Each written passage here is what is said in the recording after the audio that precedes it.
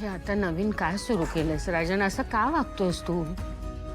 हा, काय झालं मला सांग तरी. कोणाचं काही चुकलंय का? कोणी दुखावलंय का तुला? माझं चुकलं का काही?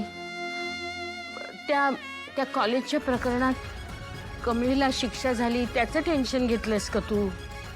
नाही गाई, ती शिक्षा आता कमळीला नाही रोखू शकत.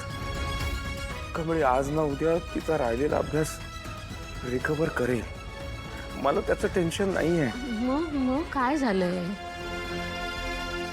मला असं वाटतं नाही की माझं आयुष्य आता नीट वळणावर नाही येणार. का रे तू असं का बोलतोयस राजन? हा, तू मला सांग आधी, कशामुळे तू एवढा डिस्टर्ब झालायस? काय झालंय नेमकं?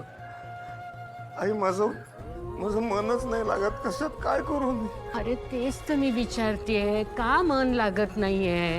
हा, काय झालंय काय? सात तर 2-3 दिवसापूर्वीपर्यंत छान होतास तू, अगदी खुशीत होतास ना.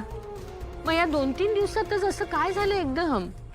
एवढा टोकाचा बदल कसा काय झाला तुझ्यात राजन? अरे बोल ना माझ्याशी.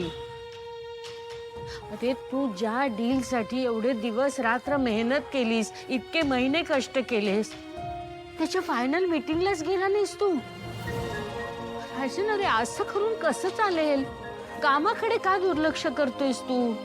हे बघ, जे काय झालंय ते माझ्याशी मोकळेपणाने बोल राजन. राजन अरे आई, राजन, आई, माझ्याच्याने आता काम नाही होणार. मला ना एकट्यालाच कुठेतरी लांब निघून जावं असं वाटतं. जगण्यात काही रसच येतच नाही आई. रस काही मला असंच नकळत नको आहे आई. मला नाही जगायचं. राजन अरे काय बोलतोस बाळा तू?